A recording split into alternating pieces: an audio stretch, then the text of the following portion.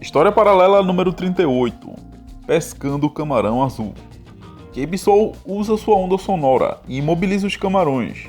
Ele avança com tudo e pega vários camarões. Após pescar os camarões, Kebisol pede para que o Takahashi cozinhe. Takahashi diz que só vai cozinhar depois que terminar de ler a página. Durante a conversa com Trevoso, Ygritte menciona Shinzo. Trevoso pergunta por ele, e Ygritte conta que ele sumiu. Trevoso fica surpreso e Ygritte pergunta se Serphis falou para ele. Serphis diz que seu pai foi há um mês para uma missão médica, e até agora não voltou em casa. Ela tentou dizer a Trevoso, mas como ele estava ocupado, acabou não notando.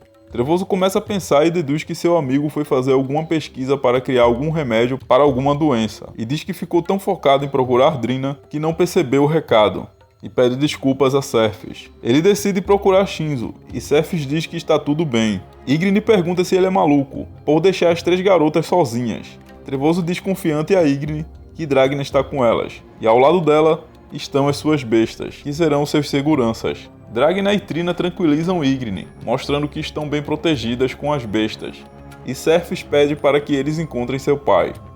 Ygritte fica admirada com a confiança das meninas, e Trevoso entrega às garotas cartões com créditos para que elas se divirtam. Trevoso e Ygritte teleportam, e vão até onde Shinzo está. As meninas ficam felizes. De longe, uma misteriosa mulher as observa. Trevoso e Ygritte chegam ao local em que Shinzo está. Ygritte pergunta como Trevoso sabe, e ele responde que é através do calor corporal da pessoa mencionada, que acaba encontrando.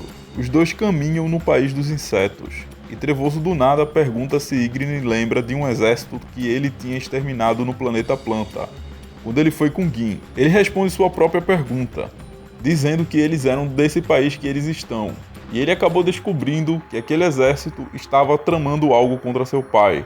Ygritte pergunta por Gin. Trevoso responde que Gin está presa e que quase matou suas alunas. Em tom ameaçador, Ygritte diz que espera não cruzar o caminho com ela. Trevoso e Ygritte já circularam e não encontraram Shinzo. Ele acha estranho e vê um enorme sapo sentado. Ygritte sugere de perguntar ao sapo sobre Shinzo, e ela mostra a foto de Shinzo e pergunta ao sapo se ele viu o rapaz. Trevoso aponta para o chão e pede para que Ygritte veja. Uma luva em formato de escamas está no chão, ao lado de um arranhão semelhante das garras de luta, o mesmo que Serphis usa. Trevoso afirma que só Shinzo faria isso, caso ele recorresse à luta. Do nada, o sapo aparece feliz e pergunta ao Na'vi e Ygritte como eles o acharam. O sapo abraça Trevoso e Ygritte e diz que estava com saudades deles. Ygritte percebe pelo trejeito que é seu amigo Shinzo, e Trevoso nota a diferença. Shinzo fala que quando ele está nessa forma, ele tem vontade de comer moscas. Trevoso pergunta como foi que ele virou sapo. Ygritte, em tom de brincadeira, diz que vai chamar Sifis, para que ele volte ao normal com um beijo dela, se referindo à esposa dele. Shinzo diz que é uma longa história, sobre ele ter se tornado um sapo.